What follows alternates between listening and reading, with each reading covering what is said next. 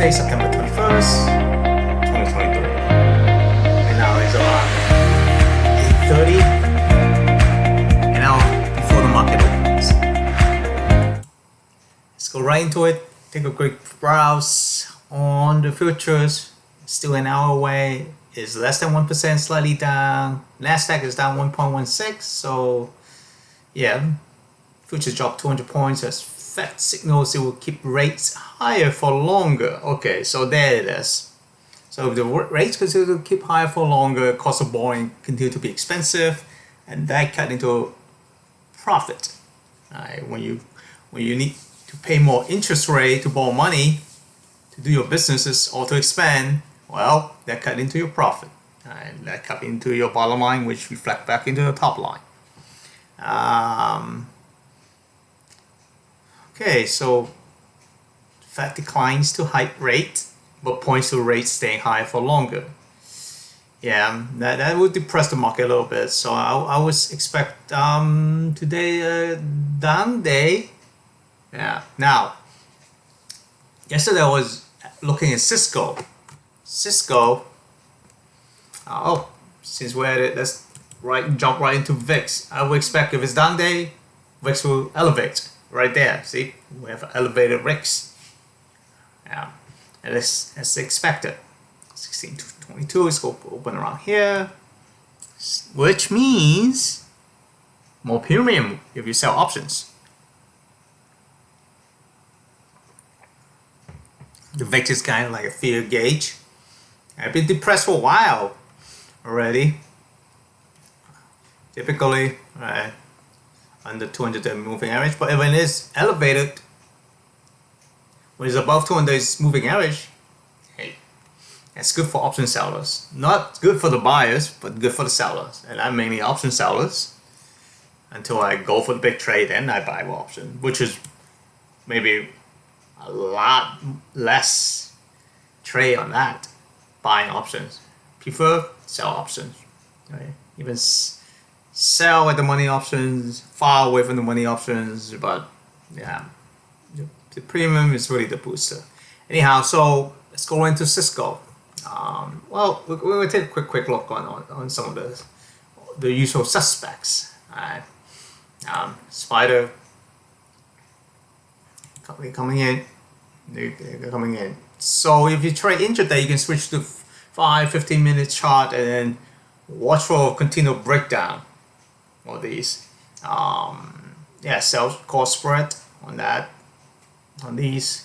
If it make new lows, pulls back, and then see seller coming in again. Alright, false hammer, doji star, that apply across all different time frame actually. So today, basically, you're gonna see some action. Finally, it's breaking outside this range. So Nasdaq's down 1.44%, 1.5% already. And I'm actually, look, that's right below 200-day moving average. So if you switch to intraday, let's go to the 30 minutes. You can trade it. I can trade 30 minutes. Wait for breakdown, retrace, and then could see selling pressure comes in. Continuation of that. Basically. Short there. Oh, it might rip the other way around. Sellers might buy when it comes in at a certain point, and then you can play the other side too. So I think that you can do it intraday. If that's the play, that's gonna happen. If I see momentum, I might join that game just for the heck of it. I would trade very small. It's kind of like to sharpen my skill, keep my mind sharp too. The longer time frame. Your mind kind of like slows down and everything. So when trade comes in, when I see it, I would just take it. It's the nature of the business. Stocks, everything. Oh, stocks. Look, stocks is weak. So stocks is weak. That was the first sell. Retrace.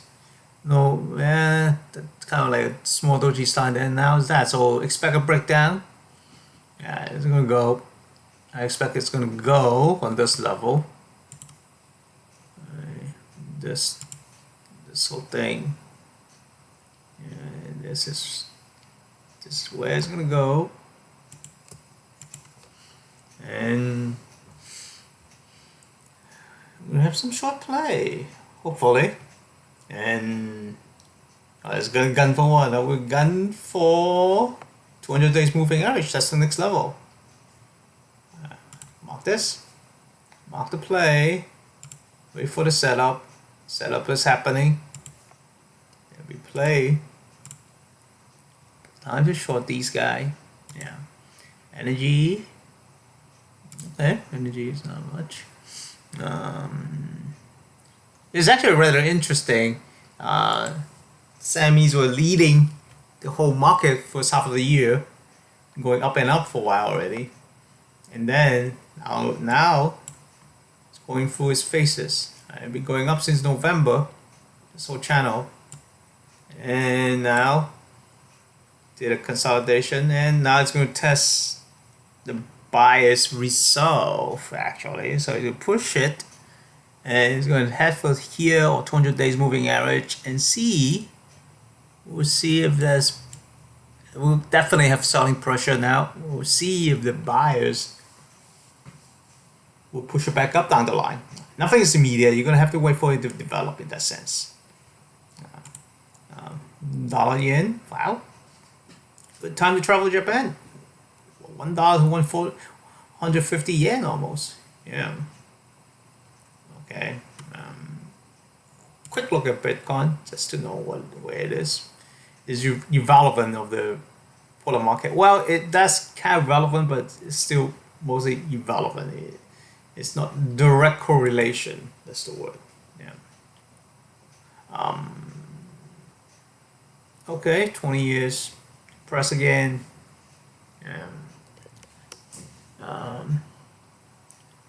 Let's take a quick look at the Shanghai large cap index. Just sideways, pretty much been depressed on these guys. Okay, let's go into a hot. Usual suspect. Apple coming in a little. Google. Yeah, Google finally topping out now. Yeah. Look, MACD. Make new high.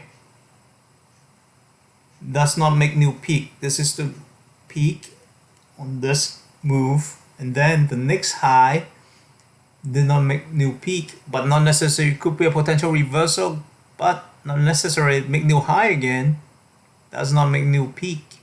Just staying there right now. So now you're gonna have a very good potential reversal. So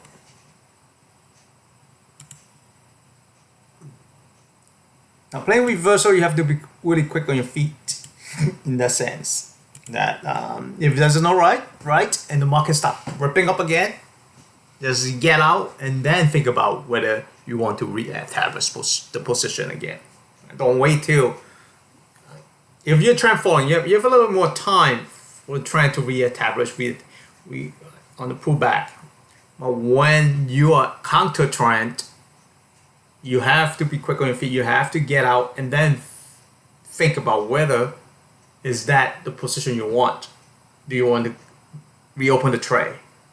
That's the nature of reversal. You don't want to hold on and the market is ripping against you, and then you freeze because you don't know what to do. Now get out first, and then think about the trade. You can always get back in. You can always get back in.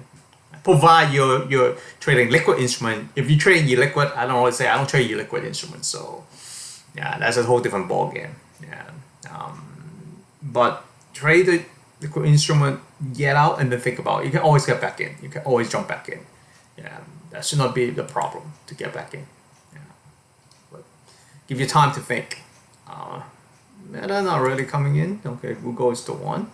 Stopping out. Oh look, this is a nice tail, Tesla. So yep. So things have changed. This bar have changed a lot of things, at least on the short term, on this trend, on this short trend. Right. So yeah, although this was looking for up right now, I have a short term short bias. Here's the thing: you can have a long bias, but on a shorter time frame, you might have a smaller opinion or with a shorter time frame the instrument the trade want to go. So I will put a short-term smaller one here. I have short-term bias on short now. So, and this is where if it break this, that's a short, and then you're aiming to go here, basically. 242. You need to break 260. Yeah, and a mini trade, more of an intraday 30 minutes. Before I have a 30 minutes now, it's going to change. Let's put this in. So it's a shorter time frame, shorter duration to trade on that, on this. So let's switch to shorter time frame. Let's switch to 1 hour first. So this is the level to look for the breakdown.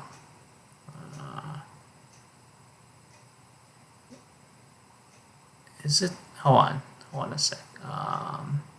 So this is uptrend. No, this is the break right here. Actually, 260. Yeah, 260 is the break. Break 260, and you can gun for 240. In between, you might have to play with the red line is that substantiate. That's important because this is on a 1 hour bar, so it's 200 bars, right? This 200 bars moving average.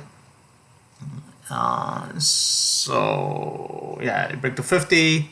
So it was below all the 7 day, 21 day. I mean 7 bars, 21 bars, 50 bars moving average, and I was gonna gun for the 200 bars and the next level, 240 or so, 240. So 241, 242, that's a short right there. That could be a short because the market is going to take it down with it. Now, provide have news also, but my that's just going through the mechanics. Go back to the. Well, Amazon's breaking down on the 1 hour too, so that's definitely when you trade the shorter time frame. There's a lot more trade actually, but it's harder to utilize option on these shorter time frame. The reason why I trade a long-term time frame is I'm more relaxed. I don't need to trade and jump on the market all the time.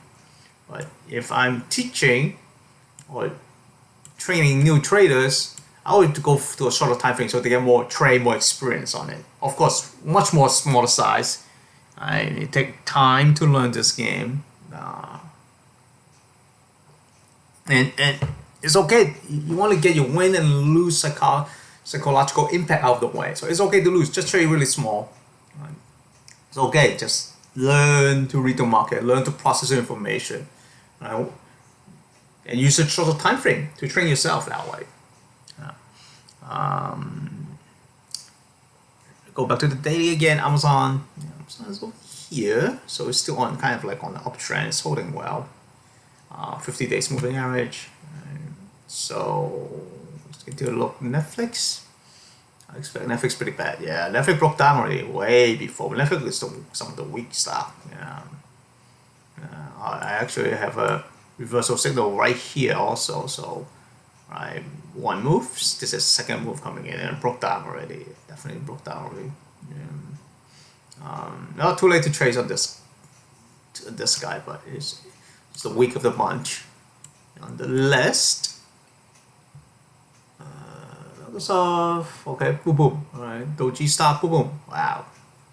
So apparent. Doji star, pull up, Doji star, pull back.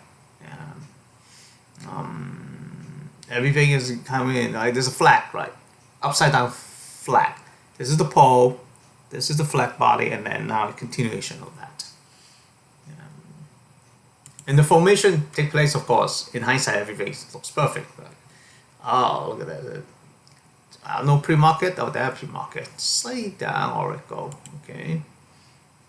Because they already make the down move already. So, for not selling that yet. Intel. Wow, Intel get hammered these 2 days. Expect it continue to get hammered. So this is done. This is finished. this has turned upside down. Although, this momentum, but it might do this. Look, 2 days down, doji star, and then start recovering, and then try again, and then do this. So this guy, I'm a little weary of this guy in actuality. Yeah, so that's that. Let me take it off the watch list, the playlist of AMD, nothing much. TSM, yeah, it came right back in. IBM spiked yesterday, but so let's see if it holds up. It'd be interesting if it's relative strength. Market comes in hot. If it doesn't come in as hot, relative wise is stronger. So it's a stronger candidate for buy. That was a reversal signal, but it didn't happen. Look, I have a reversal signal because of MACD, right? But it didn't take place. We actually did this. Probably some fundamentals, but we can come back to it later. Micron, just sideways. CSCO. Now CSCO is my long candidate. It had a nice uptrend and been holding this nice trend.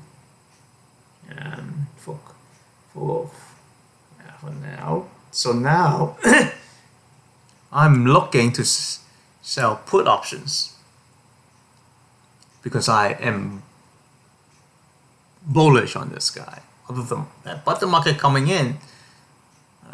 So guess what? Boom! It gaps down today. Gap where? Looks like it's gonna gap 53. Wow. Yeah. This is why I wait for confirmation. I was looking at 52.5 options, strike to sell that, and then I was like, okay, 52, and it was giving me only a 7 delta. Yesterday price, yeah, today's price is gonna be a lot different. I'm waiting for the option market to open to give me the numbers right now.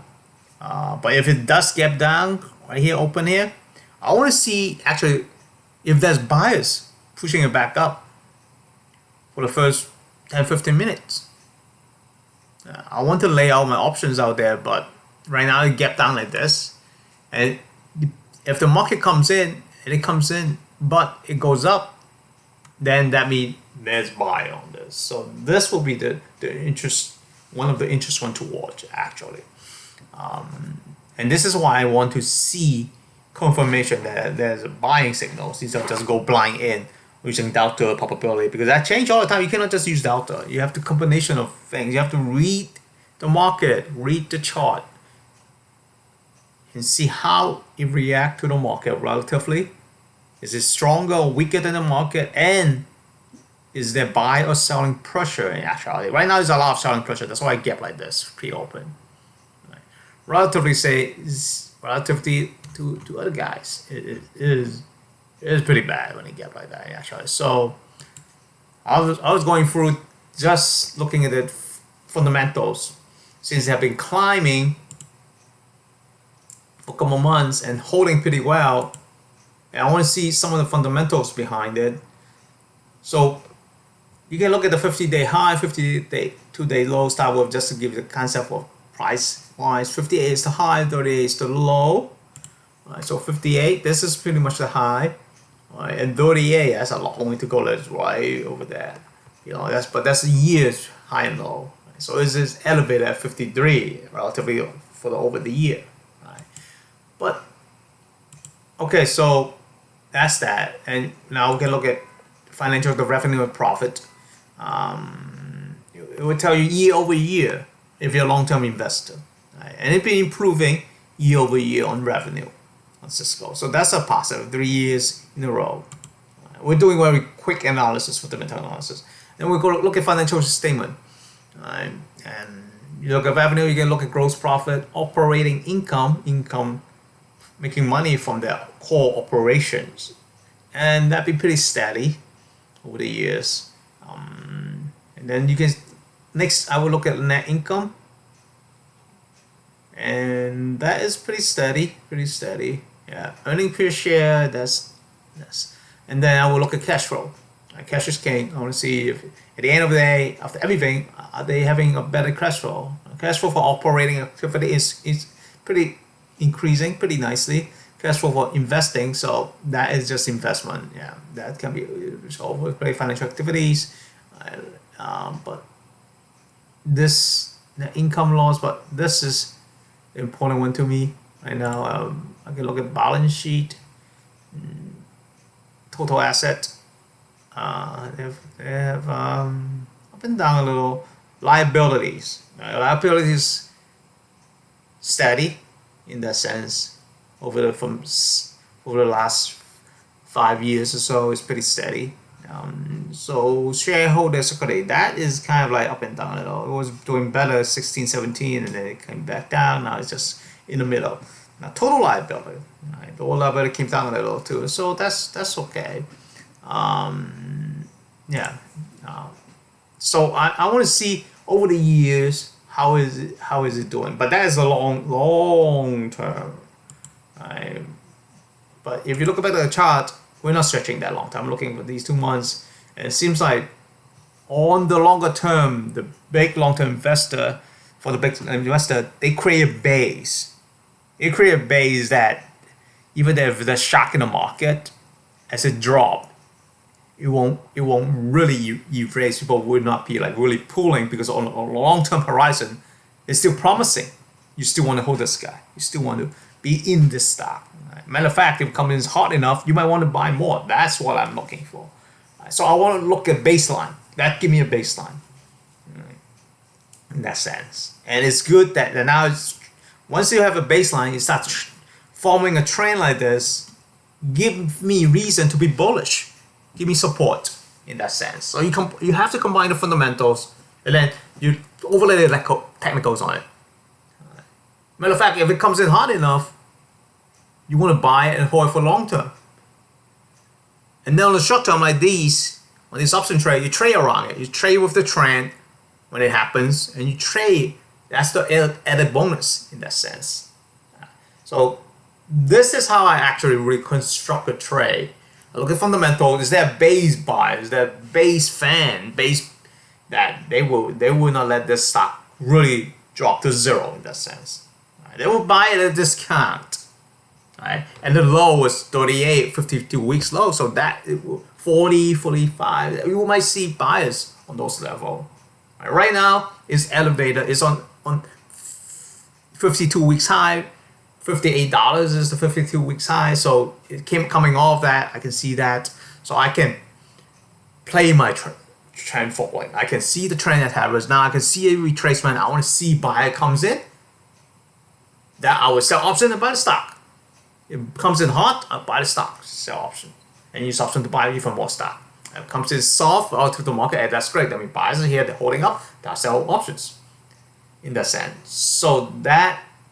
How I generate regular income, regular cash flow on month-to-month basis or year-to-year basis, quarter-to-quarter basis is find these trade, find these guys, have a nice trend forming, as a nice, and then you see a retracement, and then you formulate and see if buyer comes in as the market take everything down. Right? All should rise when the tide comes in, and guess what? When the tide goes out, they all goes down too. So that's what we're looking at today. And if this is the beginning of a substantial market retracement, okay, then I'll keep watching until at some point I see buyers comes in, and then I will start laying my options. Now yesterday, I have to say yesterday, I was going to just write out the ops, some of the secure puts. But I know it will be too early. As much as I want to trade and make money, you cannot force a trade. You never force a trade. You never do that. So I held back. I basically walk away and just shut down my charts, my news, my trading platform. And that's the best way, because I know it's not the right time. Now today, I would be like, oh my god, that was dumb again. If I hedge pull out my short the puts, because right around pre-market it dropped a couple points on this guy, while the other guy doesn't even drop that much. So this week, the question becomes, is this week now? Go back to stocks. Right. Pre-market, yeah, it's gapping too. So it might be just pre-market. The whole sector is gapping down. Everything is just gapping down. And here's the other thing.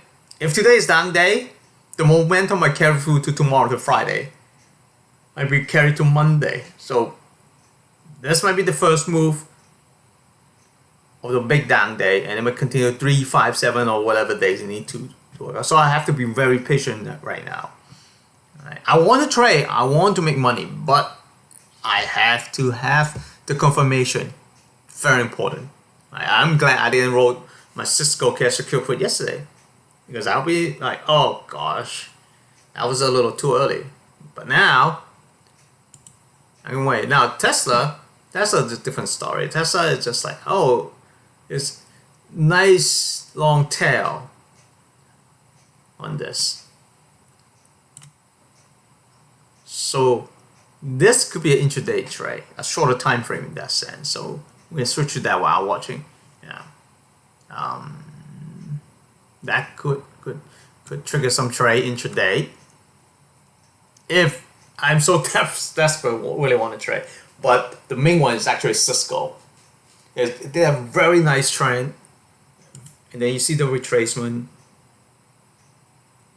Now I would like to see it's going to test this level, or it's going to even close the gap to 50 days moving average in that sense.